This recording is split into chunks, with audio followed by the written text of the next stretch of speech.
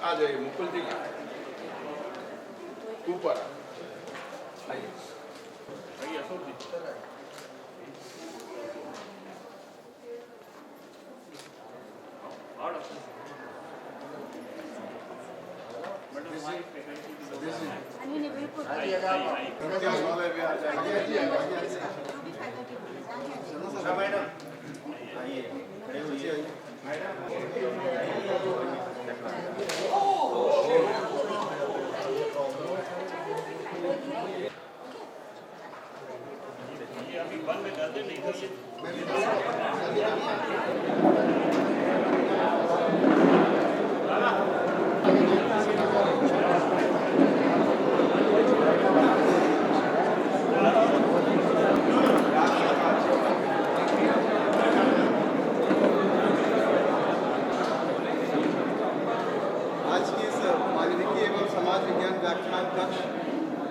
का जो लोकार्पण हुआ है,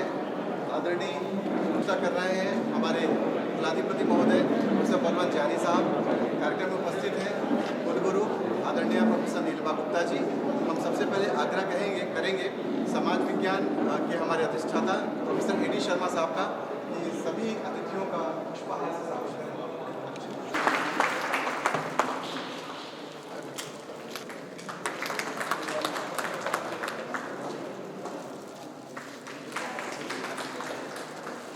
ज़्यादा समय न लेते हुए आने का कष्ट। भाषा अध्ययनशाला और शिक्षण शास्त्र अध्ययनशाला के सभी विद्यार्थियों के लिए, छात्र छात्राओं के लिए और हम सभी शिक्षकों के लिए यह बड़े सौभाग्य का दिन है और सौभाग्य का अवसर है कि आज विश्वविद्यालय प्रशासन के द्वारा इस नवनिर्मित आचार्य शंकर भवन, जो 3 मंजिलों में बना हुआ है और जिसमें एक साथ 1500 विद्यार्थी स्मार्ट क्लासरूम में अपनी कक्षा को संपन्न कर सकते हैं। और इसके साथ इस भवन में हमारे पास कई सेमिनार हॉल्स हैं, स्टाफ रूम्स हैं और शिक्षकों के बैठने के लिए कक्ष हैं और अत्याधुनिक संसाधनों से सुसज्जित और चारों तरफ इसके वाटर हार्वेस्टिंग की सुविधा है। इन सब सुविधाओं से संपन्न यह भवन आज माननीय मुकुल जी कानितकर के द्वारा यह लोकार्पित हुआ। यह बड़े संयोग की बात है कि आचार्य शंकर के विचारों को जिस तरीके से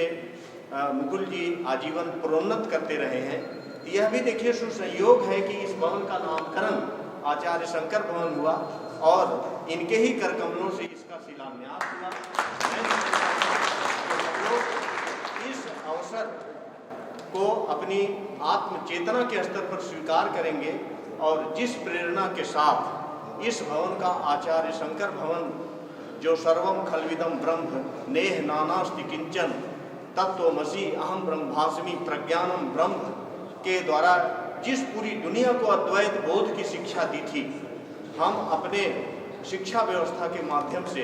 पूरी भारतीयता, भारत की राष्ट्रीयता, भारत की संस्कृति और सभ्यता को उसी अद्वैतोन्मुखी सभ्यता की ओर हम ले जा सकेंगे। यह हम सभी शिक्षकों का यह कर्तव्य होगा और यह भवन इनके द्वारा लोकार्पित होकर बहुत लंबे समय तक हम लोगों को यह प्रेरणा प्रदान करती रहेगी। और इस अवसर पर मैं इस सौभाग्य की साक्षी बनने के लिए और उस कर्तृत्व को का गौरव प्राप्त करने के लिए मैं इस विश्वविद्यालय की कुलपति, यशस्वी कुलपति प्रोफेसर नीलिमा गुप्ता के प्रति भी साधुवाद आप सभी लोगों की तरफ से प्रकट करता हूं। आज इस विशेष अवसर पर हमारे कुलाधिपति, हम सभी लोगों के संरक्षक, मार्गदर्शक प्रोफेसर बलवंत राय शांतिलाल जानी जी भी उपस्थित हैं। मैं आप पूरे संकाय, तीनों संकाय के तरफ के माध्यम से, सभी शिक्षकों के माध्यम से मैं इनके प्रति भी आभार और शुभकामना प्रकट करता हूं कि यह विश्वविद्यालय को यह श्रेय मिला आपके साक्षित्व में और इस प्रेरणा को हम लोग सदैव आत्मसात करेंगे और उसे उत्तरोत्तर पुरोगामी बनाने का प्रयास समस्त शिक्षकों के द्वारा और समस्त विद्यार्थी की वर्तमान पीढ़ी और आने वाली पीढ़ियों के द्वारा भी इस प्रेरणा को हम संचित रखेंगे। बहुत बहुत धन्यवाद आदरणीय प्रोफेसर शर्मा साहब। जैसा कि हम सभी अब देख चुके हैं कि आचार्य शंकर भवन का जो लोकार्पण है आज माननीय श्री मुकुल मुकुंद कानिटकर जी द्वारा, राष्ट्रीय संगठन मंत्री, भारतीय शिक्षा मंडल द्वारा यहाँ पे किया गया और आज पूरा विश्वविद्यालय परिवार गदगद है। आपको हम सबके यहाँ पे आप जो उपस्थित हुए, तो हम सीधे ही आग्रह करते हैं आदरणीय कानिटकर साहब से कि वो अपने आशीर्वचनों से हम सभी को अभिषिंचित करने का प्रयास करें। भारत माता के प्यारे सपूतों, बहनों और भाई, आप में से अनेक लोगों को व्यक्तिगत रूप से मैं जानता हूं, आप भी मुझे जानते हैं और इसलिए ये मेरे लिए बड़ा सुखद अवसर है। और जैसा कि बताया सर ने कि आचार्य शंकर के नाम के साथ यह भवन जुड़ा हुआ है, तो भवन का तो निर्माण हो गया और उद्घाटन भी हो गया, लेकिन भवन में प्राण फूटते हैं, उसमें कार्य करने वाले आचार्य और उनके शिष्य, और इसलिए आचार्य शंकर के नाम से बने हुए भवन में आचार्य शंकर की परंपरा को पुनर्जीवित करने का दायित्व यहाँ पढ़ने वाले छात्रों का और उनका मार्गदर्शन करने वाले आचार्यों का है। आचार्य शंकर ने शास्त्रार्थ की परंपरा से दिग्विजय किया, ये भारत का बोध है। हम विपरीत मतों का आदर करते हैं, सम्मान करते हैं, उनको नकारते नहीं। इसलिए स्वामी विवेकानंद ने शिकागो के भाषण में कहा था कि देववाणी संस्कृत में अंग्रेजी के शब्द एक्सक्लूसिव का कोई पर्यायवाची नहीं, क्योंकि हम किसी को एक्सक्लूड करते ही नहीं, यही अद्वैत है।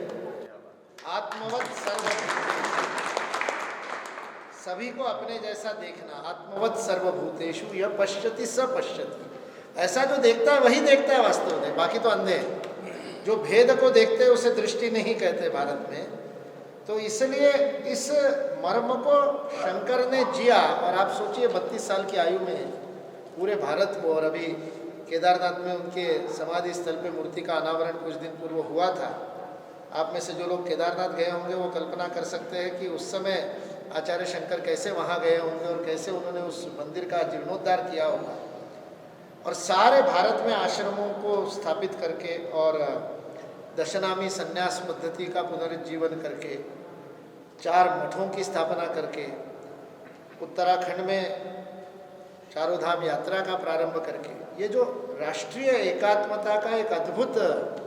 परिचय अपनी विद्वत्ता के द्वारा, अपनी वाग्मिता के द्वारा उन्होंने जो दिया, और उसके पीछे का जो आधार था वो उनका अनुभव था, उनकी ईश्वर साक्षात्कार करने की शक्ति थी।